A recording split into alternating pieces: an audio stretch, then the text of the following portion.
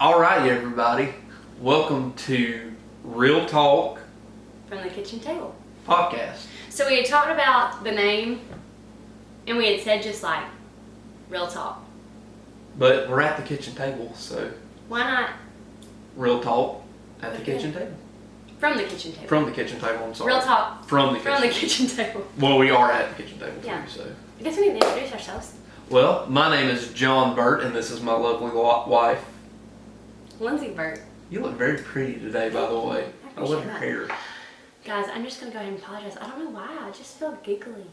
She I'm does. in one of those moods where She really is today. Does anybody ever get in those moods where you're just overly giggly? I don't even know if that's the proper way to say that, but I just get that way and then I just like laugh. Just like you know. Sorry if I kind of giggle a little today. I'm just in one of those moods. So this is our first episode of our podcast, and we're really excited. And just kind of the burden of our podcast is we want to be an encouragement and a help to young Christians, young married couple, young adults, teenagers, and just try to help navigate through some of the problems in life.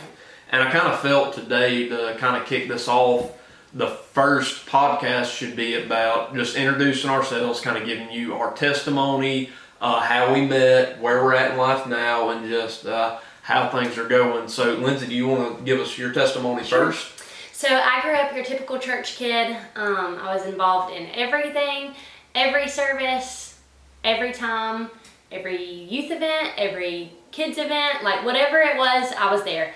My parents were super involved. My siblings and I were super involved, and that's just what we did. That's who we were. We're the church-going family. Like, that's just who we were. Every time the doors were open, that's where we were. And I grew up knowing how to do things. Right. Thought I got saved at a younger age. I made a profession of faith, is what I kind of like to call it, because I did. It was a wonderful service. I went down. My friend actually was sitting with me. We both went down. And I thought I got saved, but I think I honestly just kind of followed her lead.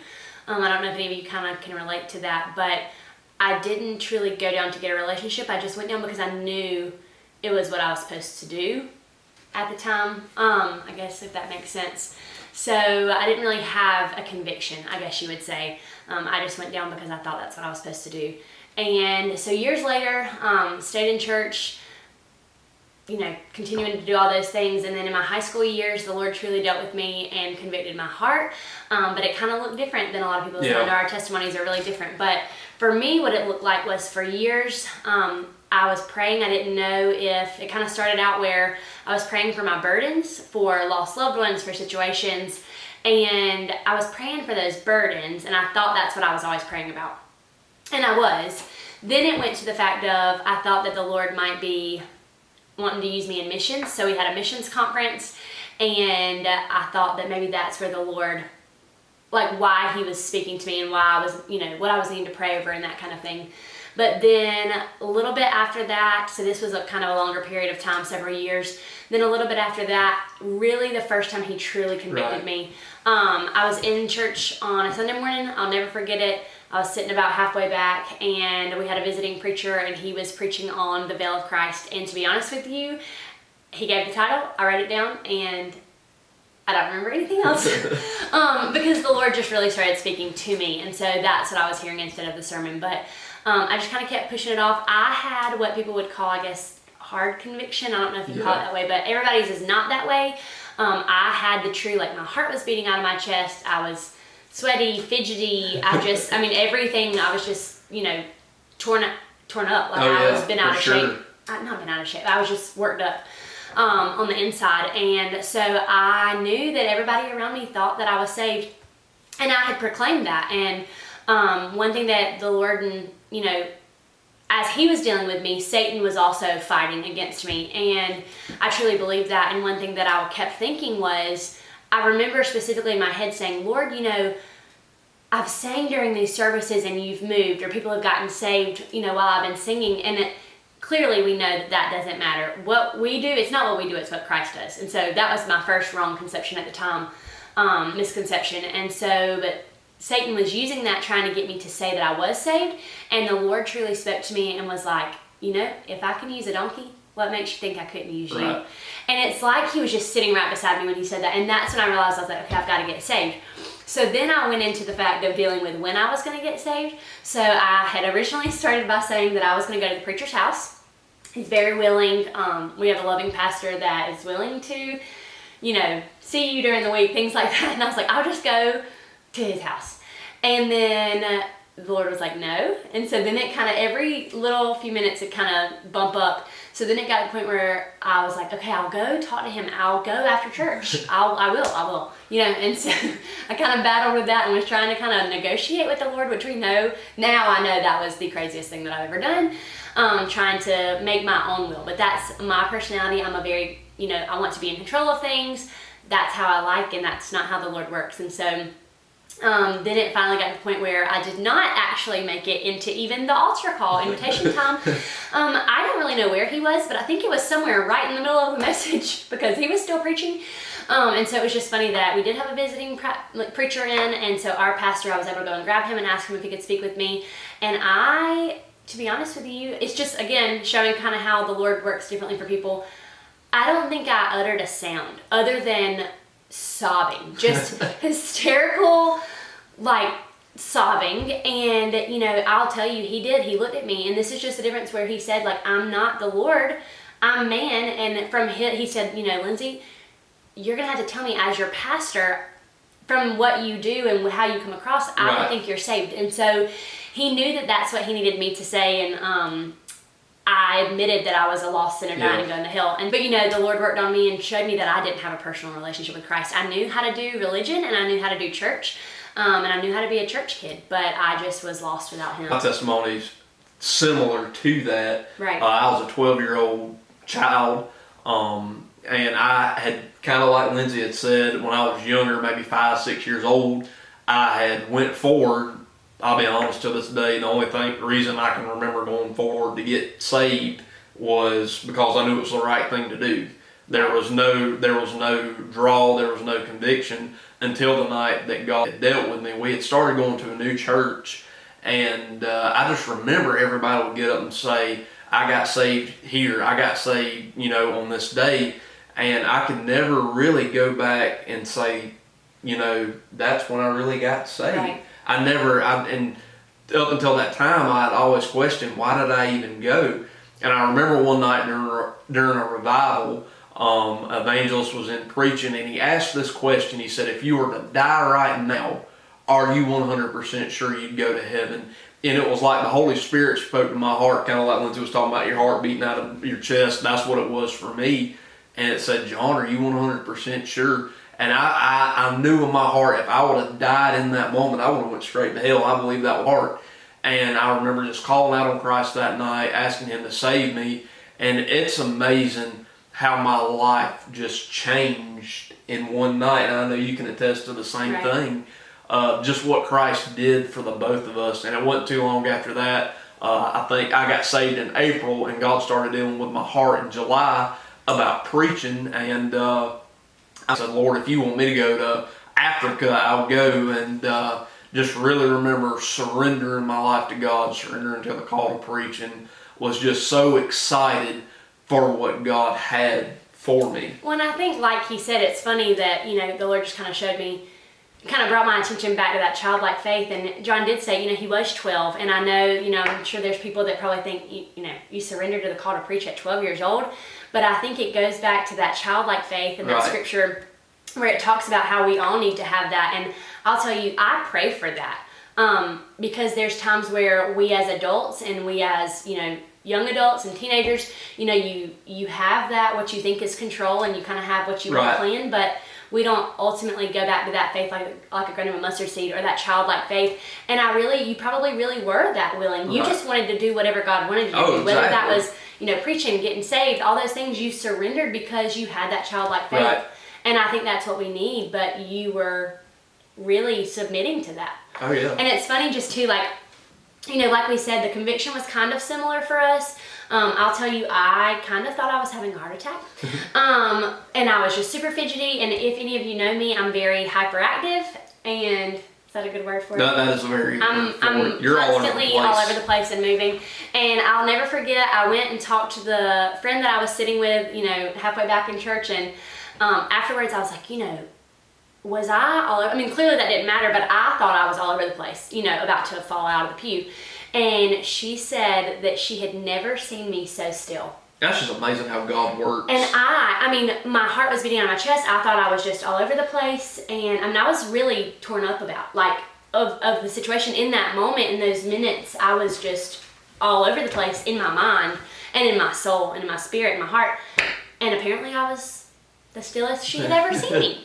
But I will say, I don't want anybody to think if you didn't have that you don't have what we have, that you don't have salvation, you don't have Jesus. Conviction can look different for everybody. I agree. And one statement you've always said that's always really helped me is comparison is the thief of all joy. Mm-hmm. My story's not going to be like your story. Your story's not going to be like Lindsay's stories. Obviously, our stories aren't exactly the same, right. But it's God's going to reach you where you're at, and God's going to give you what you need. What we needed was different maybe than what you needed. So there's no need to go, I guess, and say maybe doubt. Would that right, be and I definitely don't want anybody doubting I didn't have the beating out of my chest feeling. Okay, well, you didn't have to. As long as you believed in Christ and knew that He could be your Savior, right. As long as you truly receive salvation and there's a difference in you and you have a relationship with Christ. But I do think that just goes to show you we have similar, but they're different, but also, just to make that statement that everybody's conviction is different, right. And our testimonies are different, which it makes us unique. It makes us who we are. Right. It's you. Right. But even moving on from that, me and Lindsay met in 2011, yeah. And we were 15. We were 15 years old. We met over I guess technically the first time we ever talked was over a Skype call.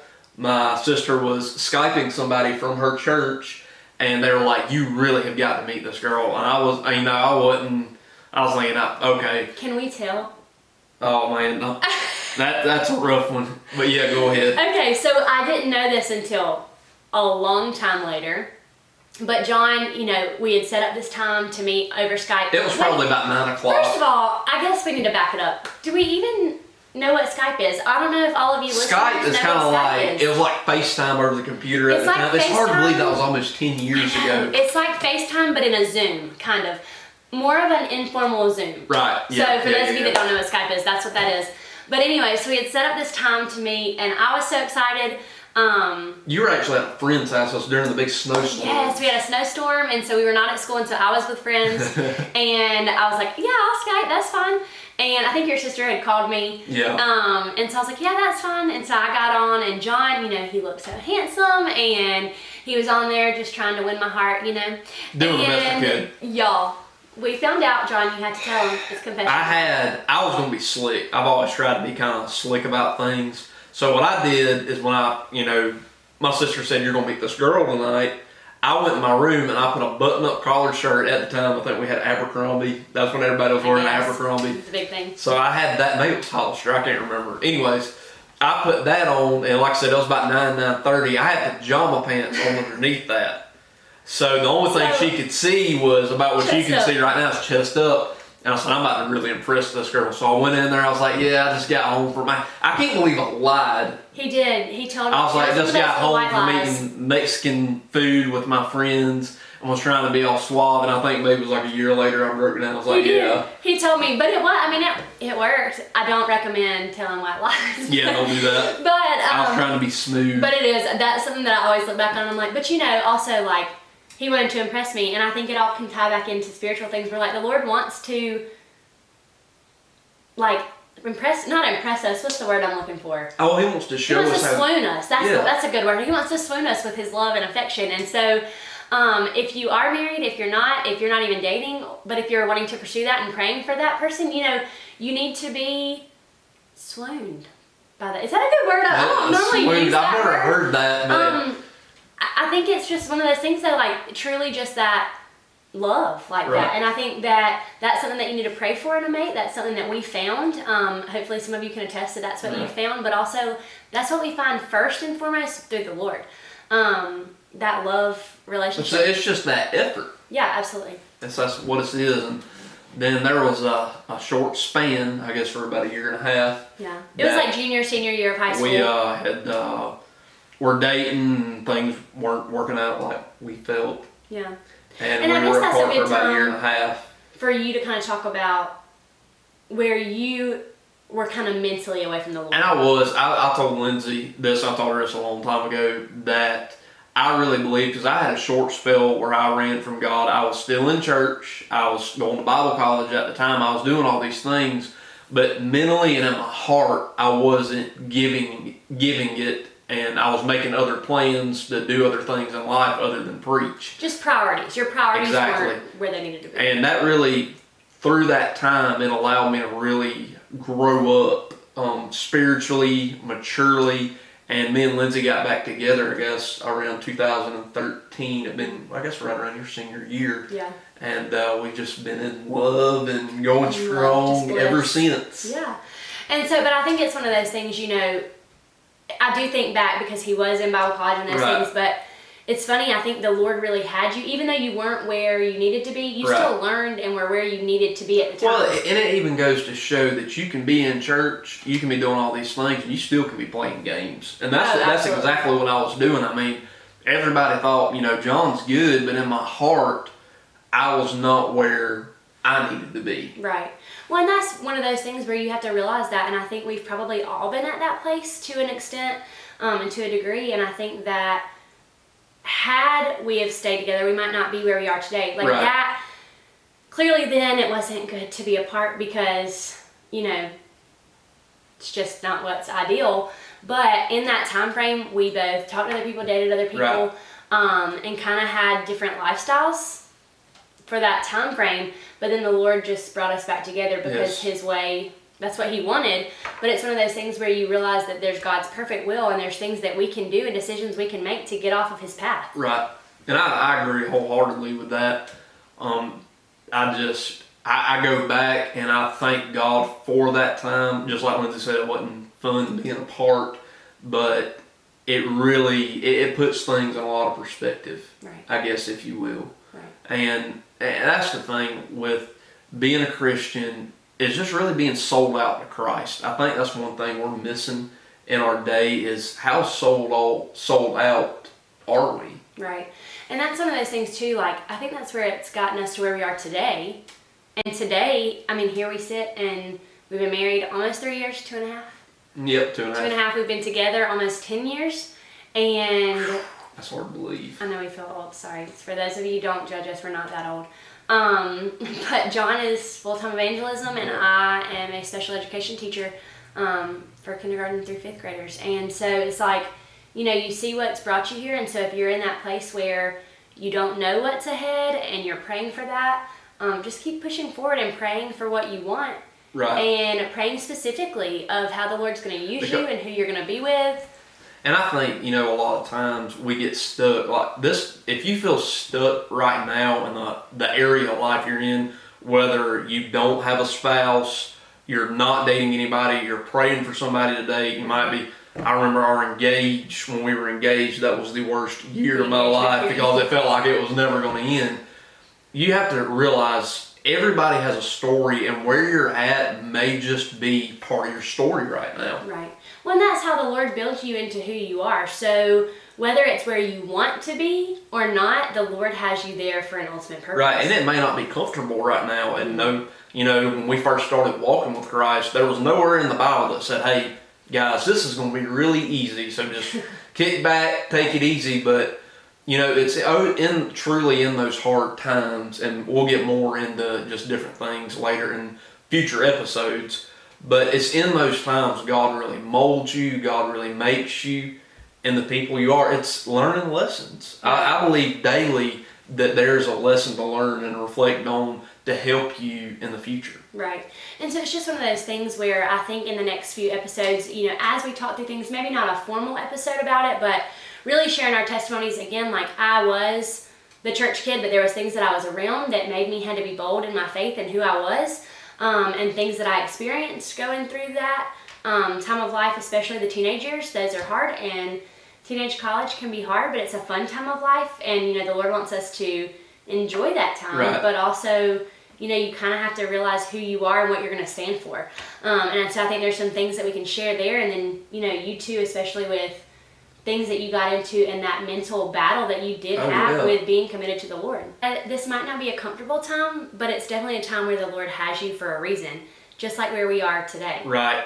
Because I guess it's almost been a month ago. That's crazy to think about. I quit my job, stepped out in full-time evangelism, and I didn't realize when I did that COVID-19 was going to take place and, really shut everything down like it has. But that's just the fact that God knows. Right. The Lord already knew that. And God knew where we're at now, and He's been faithful. And He knows where you're at. He knows where you're going to be in 3 years from now. So my biggest encouragement to you is just don't give up in the phase of life you're in right now. Right. Well, and just to kind of like take that a step back, Jon had decided to work like a month's notice instead of a 2-week notice, just to be a help. And work as long as they needed him to that month before he stepped out. And I think back, and I had a lot of people question us of, is he going to keep working? Or now that this pandemic has happened, because the pandemic came, I guess, the last week you were working. It did. And it was like, is he going to stay at work, or what are y'all going to do? Is he still going into ministry full time? And, that didn't take the Lord by surprise. And the Lord knew that this was going to happen and that we were going to be quarantined during this. And there's a reason for it. Still right now, I don't think we really know the reason of why maybe this happened in this particular time frame. But I will say just little things, little blessings, like me being a teacher, like I said, I'm at home.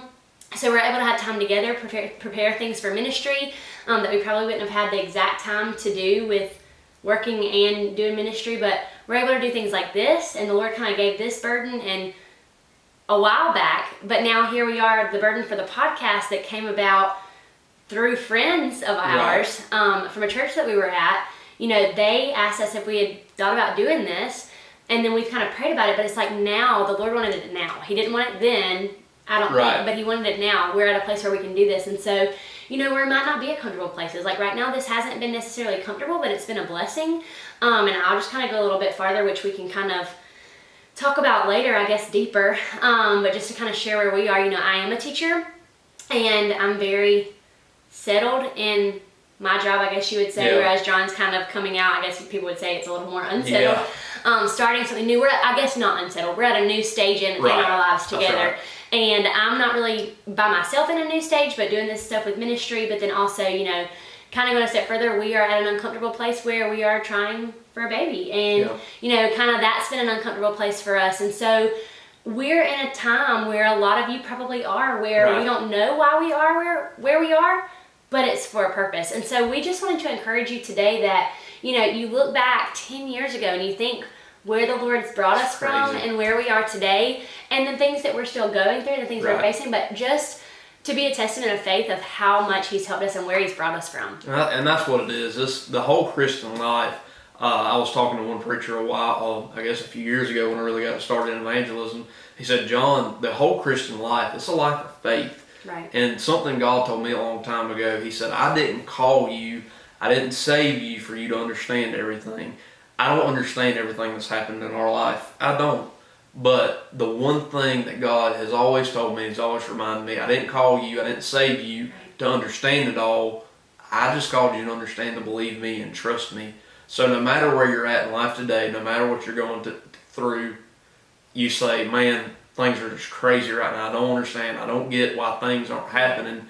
You just have to, and it's so easy to say and it's hard to do sometimes, just really trust Christ and pray for God to give you that faith in the season of life you're in. Absolutely. And I think this would be a good time to kind of go back and talk about that phrase that the Lord gave you while we were in waiting, when we weren't together. Right. And this is kind of a phrase that the Lord gave to Jon while we were apart in that time frame. And then now we've used it even today. Waiting isn't wasting. Waiting isn't wasting. So I feel like that's kind of our maybe challenge for today, just to prove to you that like waiting isn't wasting. Whatever that can apply to in your life, whatever you're waiting on, that time is not a wasted time period. That's the Lord wants to do something in that time. So figure out how He wants to speak to you, what He wants you to do while you're waiting. And what He wants to teach you, because there's always something to take away from it. But a lot of things, and I'll say this, and we're starting to run out of time here, but one thing I encourage you to do, and something I've really failed in waiting, and is just having a good attitude about it. Right. Just really having a great attitude, saying, Lord, I don't understand, I don't get it, it's easier said than done, but just really having a good attitude and accepting the things God's trying to teach you, because the things that God taught me a year ago, I promise I'm using today. Right. And I understand now why He put me through what He put me through then. And I think we can tie that back to even John's evangelism and where he started. He said, when he said he was talking to that pastor when he kind of started in evangelism, he started several years ago. It was more of a part-time where we were just, going out on Sundays and things like that. And a lot of people, and I'm sure there were times that John can attest that he wanted to jump in and he wanted to be that full-time and in that ministry. It was hard. But that was a hard time, but the Lord didn't have that for us then. And there's things that we could share along the way that I know why we probably weren't. And you never know, and that's what I love about the Lord. You never know what He's doing on the backside of things. Right. That's what I love about this Christian life that we live. Right. And then you'll get to times like we are right now, a month in, saying, here we are, and we can tell you things of why we know the Lord had us in that waiting period. So I guess I'm trying to think of a challenge of how we could say to challenge you about waiting isn't wasting, but I really just encourage you this week to apply that in your life. Figure out what you're waiting on, what your purpose is, and what you're waiting for, and how you can truly pray. What can you pray about for that thing you're waiting? How can you pray for it? How can you study over that thing that you're waiting for?